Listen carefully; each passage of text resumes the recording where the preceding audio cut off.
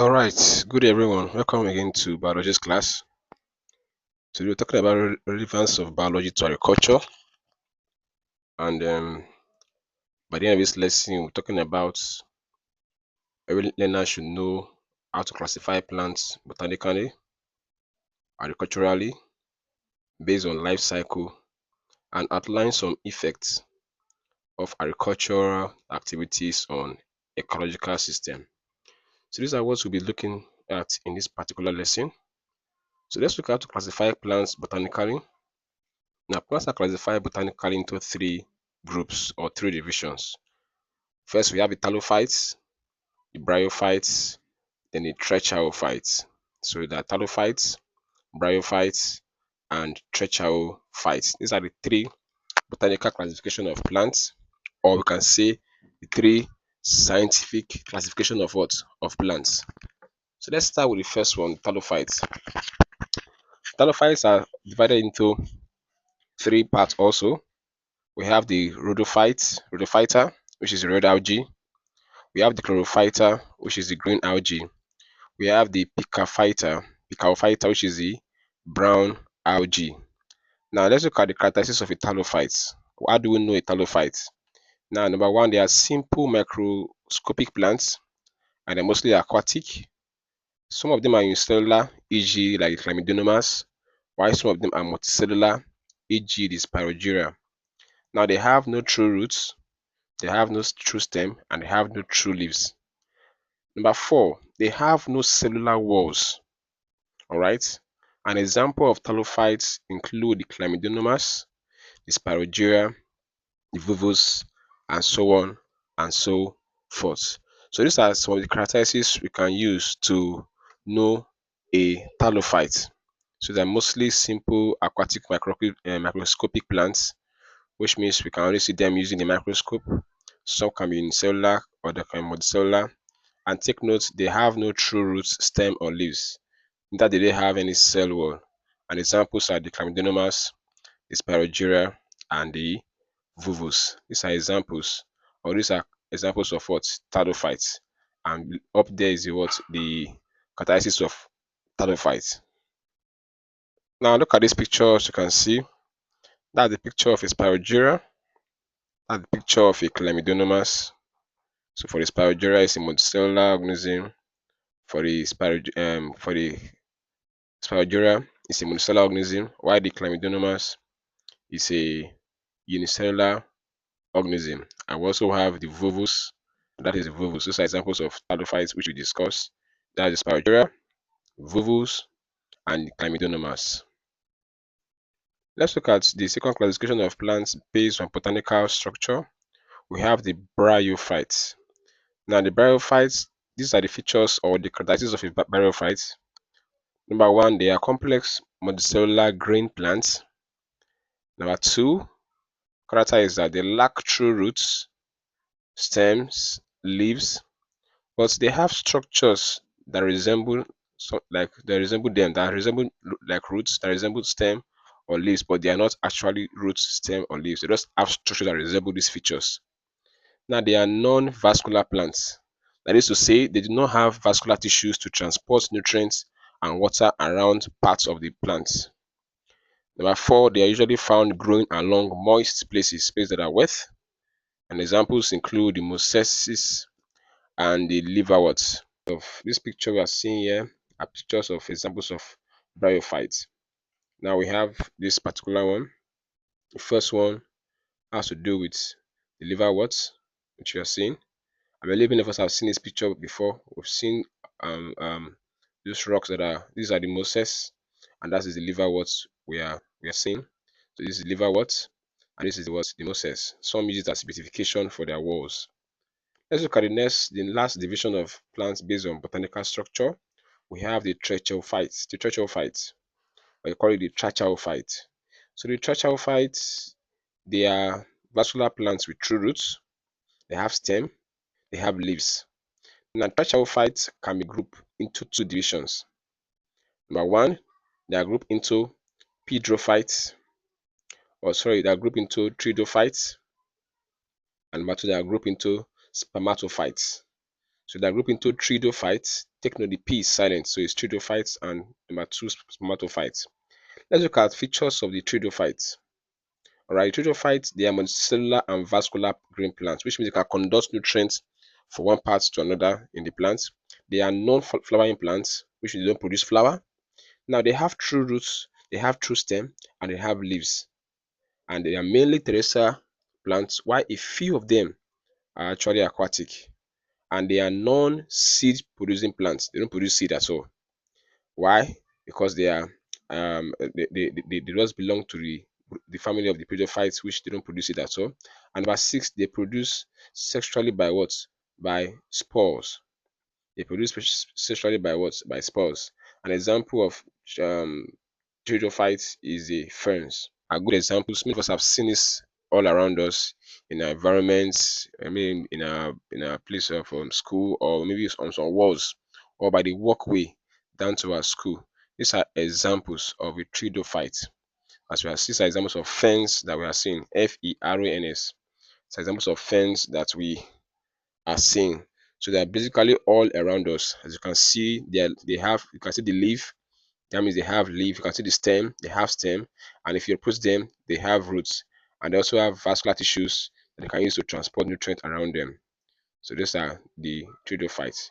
Now the second part of the tricharophytes is the spermatophytes.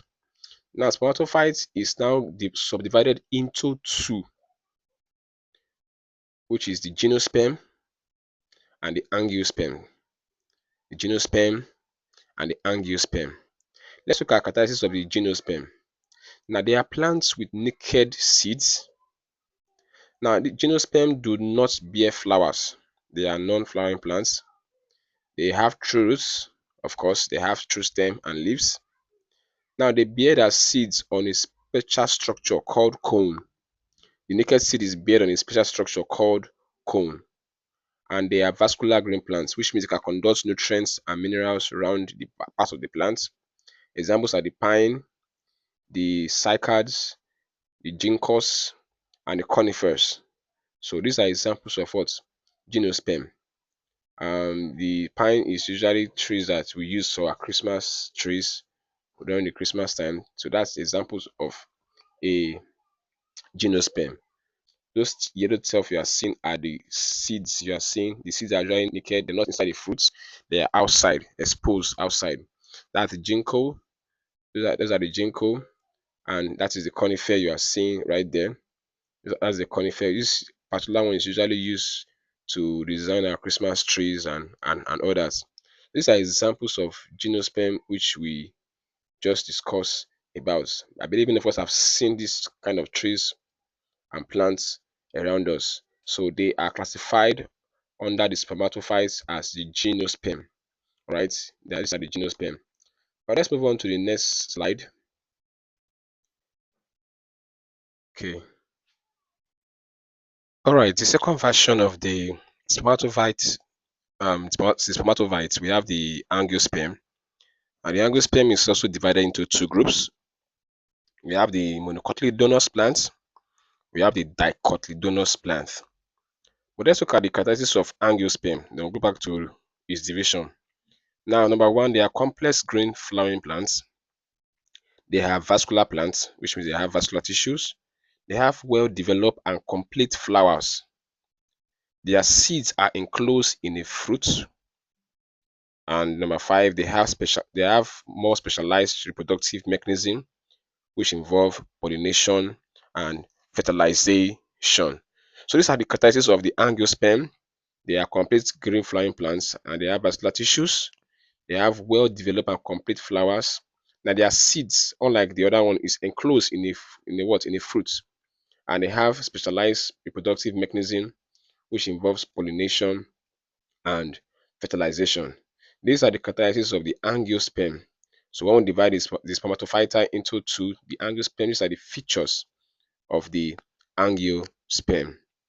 Now let's go back to the division of the angiosperm. We have the monocotyledonous plants. Now what is a monocotyledonous plant? A monocotyledonous plant, let's break it down into two, mono and cotyledon. That's how it is pronounced, mono and what? Cotyledon. Now mono means one, and cotyledon means what? Seed leaf. So these are plants with one seed leaf or cotyledon. So they are plants with one seed leaf or cotyledon. Now the characteristics involve number one, they bear seeds which have only one seed leaf. So they bear seeds which only have only one seed leaf. Number two, the vascular bundle of the stem is scattered. Number three, their floral parts exist in groups of three. Number four, they have fibrous root system. Number five, they possess parallel venation on the leaves. Number six, they exhibit hypogal germination. And examples of monocots include the maize, the rice, oil palm, and guinea grass. These are examples of the monocotyledons, and these are the features. So take notes at some image. There we have these are examples of various plants that we are aware of, and these are examples of these are the image of them. First, we have the rice. Rice is an example of a monocot. Next, we have the maize, we have the guinea grass, we have the oil palm. Now, if you look at this image, they all have something in common. Look at the leaves; they are all the same. So these are example of monocots, a plant that have one um, seed or one seed life or one seed um, leaves. Now look at dicotyledonous plants. These are plants. You break it down into two. Di is two. Cotyledon is seed leaf. So these are plants with two seed leaves or cotyledon. Cotyledon simply means seed leaf. Let's look at the features of a dicotyledonous plant. Number one, they bear seeds which have two seed leaves or cotyledons. And number two, the vascular bundles of the stem are arranged in a regular pattern, unlike the monocot, which is scattered. This one, the vascular bundle is arranged in a regular pattern. Number three, they possess taproot system. Number four, they exhibit apical germination. Number five, their leaf possesses what we call net venation. And number six, the floral parts exist in groups of four or five. Examples include mango, orange, cowpea, the balsam plants, and so on and so forth. These are features of dicotyledonous plants. So if you look at the bundles, if you compare it to that of the monocot, its bundles arranged in regular pattern, and they possess taproot system, and the leaves possess the vein in the leaves. They are in form of net, unlike the monocot, which is a parallel venation. And take note, the flower for this one exists in four or five. So we're going to look at some differences between the monocots and the dicots. But let's look at some images or some samples of dicotyledonous plants. As you can see the image being drawn, we have the examples here. We have the granite, we have the cowpea, example, we have the oranges, and we have the mango. These are examples of dicotyledonous plants, two seed leaf plants. Okay, all right, let's move on to the next slide.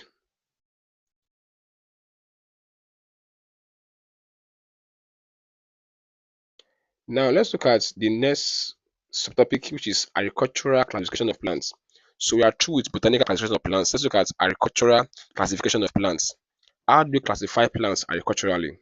Number one, we have the series. Now series, these are plants that belong to grain family, to the grass family, and they provide carbohydrates. E.g., we have the rice, maize, millets, and so on and so forth. Number two, we have the grains and the legumes. They are crops that provide protein when eaten. Examples, we have the cowpea, groundnuts, soya bean, and pigeon pea. So these are more examples of classification of plants based on agricultural term. So classification is the roots and tubers. Now this they store their food, root and tubers store their food in the roots, and they produce tuber and also provide carbohydrates. Examples of root and tubers they include yam, cocoyam, and the potato, and so on and so forth. Another classification of plants is vegetables. Now, vegetables they provide vitamins when eaten. Examples of the vegetables there we have the spinach, we have the okra, the tomato, and so on and so forth. These are classifications of plants based on agricultural classification.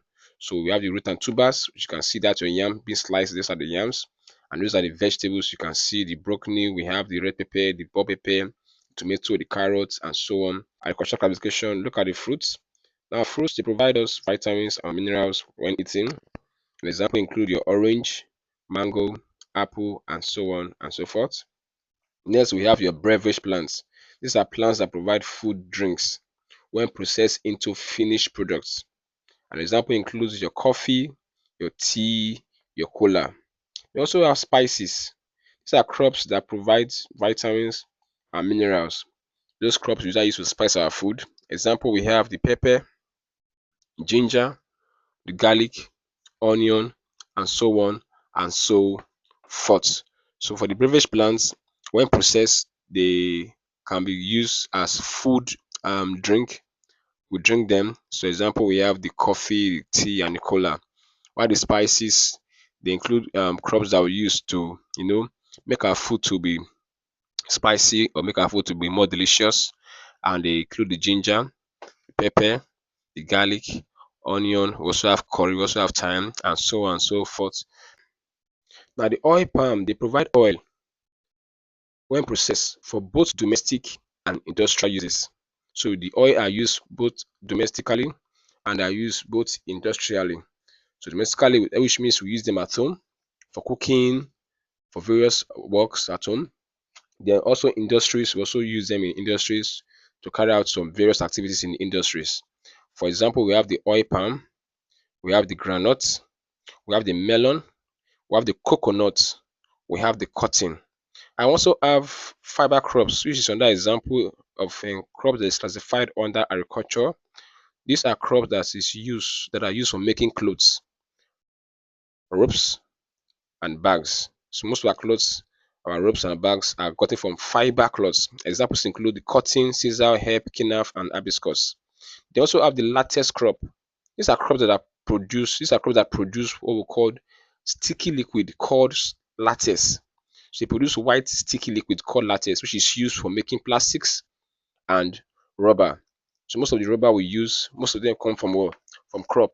And the crop, as you can see from the diagram there, that white substance that is coming out from a tree, there is called latex. It's a very white, sticky liquid that is taken to the industry and processed to make rubbers and what? Plastic. Now let's look at the next subheading again. Classification of plants based on life cycle. Now the first one we have is the annual plants. These are plants that complete the life cycle within a year. E.g., we have the maize, the rice, the cotton, and so on and so forth. We have number two, we have the biennial plants. These are plants which complete their life cycle within 2 years. E.g., we have the carrots, we have the onion, the pepper, and so on and so forth. Then we have the perennial plants. These are plants, all right, that complete their life cycle in more than 2 years. More than 2 years. We call them perennial plants. And they include cocoa, the banana, orange, oil palm, and so on and so forth. For perennial plants, it can take like 5 years, 6 years, 10 years to complete its life cycle, and they can keep on producing fruits over the years in their seasons. For example, the mango tree keep on producing mango every season, so it's an example of a perennial plant. So they stay more longer. While the annual crops or annual plants is for just a year, the biennial just for 2 years. They complete their life cycle within 2 years. While the perennial, complete their life cycle for more than 2 years, can be 50, can be 60, and so on and so forth. These are classifications of plants based on life cycle. So these are three of them: annual plants, perennial plants, and perennial plants. All right, so let's go to the last subtopic for this particular topic, looking at the effects of agricultural activities on ecological systems. The effects of agricultural activities on ecological system. How does agricultural activities affect our ecology? Number one, we have the deforestation, and this is the indiscriminate felling of trees without replacement. And what are the effects of deforestation? Number one, it leads to soil erosion. It may lead to it may lead to what? Desertification. It may reduce the humus content of the soil. All right, these are the effects of deforestation. It may lead to desertification, which might causes desert and might affect the plants. And number two effect here is bush burning. Now, bush burning is the setting of fire on bushes to clear out vegetation. When we use fire to clear out vegetation, is known as what? Bush burning. What are the effects of bush burning? It destroys organic matter in the soil. It pollutes the atmosphere with smoke. It exposes the soil to erosion or leaching. And leaching is a process whereby most of the soil nutrients cannot be able to be accessed by the plants because they are being dragged down into the soil. So that is erosion or leaching. As water is going down the soil, it's dragging some nutrient down. That is called leaching. So when you plant any crop there, the plant will not be able to get access to those nutrients. Number three effects of agricultural activities on our ecological system we have is the overgrazing. And this is a condition whereby more animals that can support on a particular pasture are put there to graze. So it means when the animals that you put there are more than the land can accommodate during pasture. That's what we call overgrazing. And what are the effects of overgrazing? Number one, it destroys the soil structure due to the stamping of the feet of the animals. Number two, once they finish grazing, it exposes the soil to erosion. And erosion is the washing away of the topsoil and the nutrients. Number three, animal droppings can improve the soil fertility. So the droppings on the animals, which is a poop, can improve the soil fertility, thereby making it to be fertile for planting. Number four, activities that can affect agriculture, that can affect ecological system here is the tillage. Now, tillage is the breaking up of the soil in preparation for planting. So it's a planting activity that you do. You break up the soil for planting. So it's referred to as tillage. What are the effects of tillage? It helps to loosen the soil. Number one, it changes the structure and texture of the soil. Number three, it exposes soil organisms and may kill them. So these are the effects of tillage on the soil. So it loosens up the soil for planting, it changes the structure of the soil and exposes our microorganisms and which may end up being killed. Number five, activities of agriculture on ecological system is the application of chemicals. Now, chemicals such as fertilizers, pesticides, herbicides are used to improve soil fertility and to kill pests. But what are the effects? Number one, it reduces the population of targeted insects and pests. Number two, it supplements nutrient content of the soil. That is in the case of fertilizers. When we use fertilizer, it enriches the soil. Number three, excess use of pesticides may destroy the crops when it is overused. Number six, let's look at the number six activity that can affect ecological system is shifting cultivation. And this simply means the cultivation of a piece of land for 1 or 2 years, after which it is abandoned for another. When you cultivate on a land and you abandon it for 1 or 2 years, it's called shifting cultivation. And the effects includes it wastes valuable land, it depletes mineral nutrients of the soil. These are effects of what? Shifting cultivation. Most valuable lands that are supposed to be used for planting and for using for agricultural purpose are actually what? Wasted, and it depletes the mineral nutrients of the soil, making the soil to be unfertile for crop production.